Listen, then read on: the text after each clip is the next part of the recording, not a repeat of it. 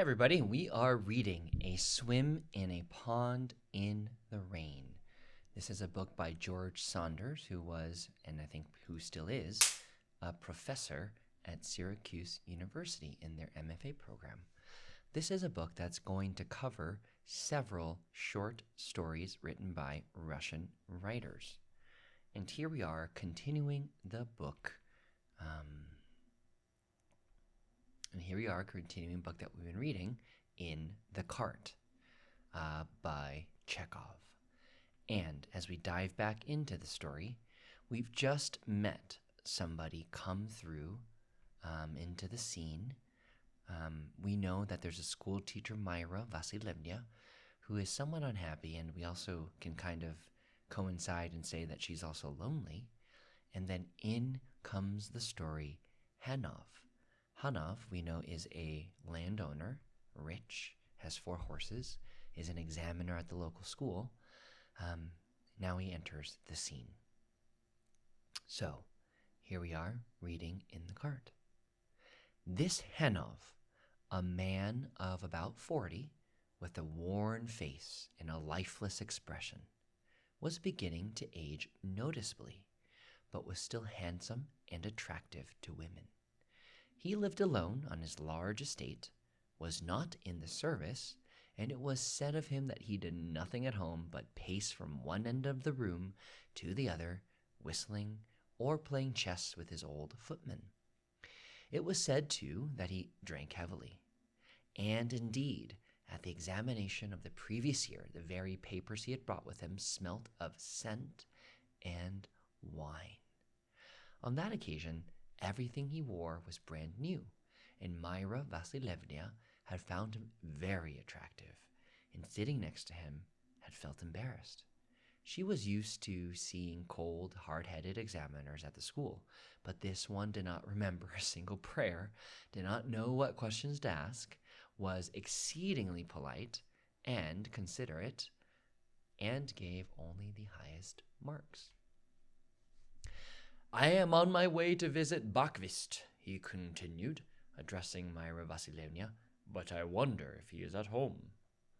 They turned off the highway onto a dirt road, Hanov leading the way and Semyon following.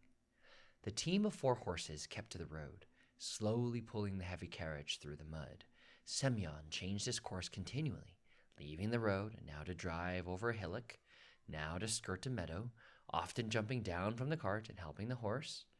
Myra Vasilievna kept thinking about the school and wondering whether the arithmetic problem at the examination would be hard or easy. She was annoyed with the Zemstvo office, where she had found no one the previous day. What negligence! For the past 2 years, she had been asking them to discharge that janitor who did nothing, was rude to her, and cuffed the boys. But no one paid any attention to her. This is George speaking now. Although we might feel a little guilt for just now expecting this to be a love story, reading the first paragraph of this page, we see that Myra's thinking along the same lines. Hanov, she observes, has a worn face and a lifeless expression that is beginning to age, but is still attractive to women. He lives alone, is wasting his life. He does nothing but play chess and drink. Last year, when he came to her school, his paper smelled of wine. Surely this must have irritated and horrified her. Well, no. Excuse me. Actually, his paper smelled of scent and wine. And Myra had found him very attractive, and sitting next to him had felt, quote-unquote, embarrassed, which we read as embarrassed by the feeling she was having because of his proximity. Let's look at the last sentence in that first paragraph for a little insight into, I highlighted this is Phil talking, I highlighted this in purple, how Chekhov makes characters. We learn that Myra was used to seeing cold, hard-headed examiners at the school. This sets us up to expect that Hanov will be the opposite, warm and soft-hearted, say. we carry that assumption of warmth and soft-heartedness into the next bit of text, where it's affirmed. In parentheses, he was exceedingly polite and considerate, but also complicated. If Hanov is warm and soft-hearted, he's also clueless and disorganized, and incapable of an adult level of discrimination. In parentheses, he doesn't remember a single prayer, gives only the highest marks. So a broad character, rich, handsome man, is cross-painted with contradictory information. He is, yes, handsome and rich, but he's also a bumbler, and we feel his alcoholism to be a function of his bumbling, a form of inattention or denial.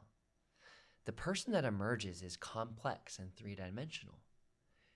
We wonder about him rather than having him neatly in our pocket, and we're not sure if we want Myra interested in him or not.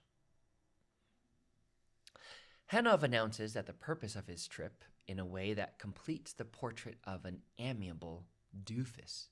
He's taking this long drive through the mud to visit a friend, but he also has no idea whether that friend's even home. The carts turn off the highway. In a lesser story, Myra's thoughts would be only of Hanov. But Chekhov remembers the Myra he's made. She's lived here a long time. She knows Hanov, and he knows her.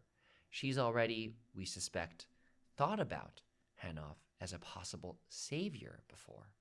So her mind returns easily and naturally to the school, and we might now recall that this is just what it did after Semyon's assassination anecdote earlier.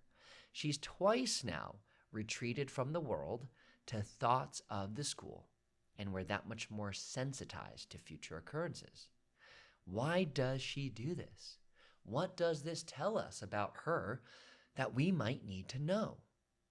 We put this aside for now as readers, but notice that, even as we do, we're again enacting an expectation of efficiency.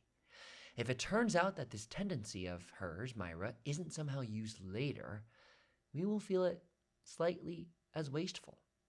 Yes, it's a harsh form, the short story. Harsh as a joke, a song, a note from the gallows. There you have it. That's our next part about In the Cart by Chekhov, and we'll be back tomorrow to continue reading along in this chapter. I'm Philip Chen, and we are magical.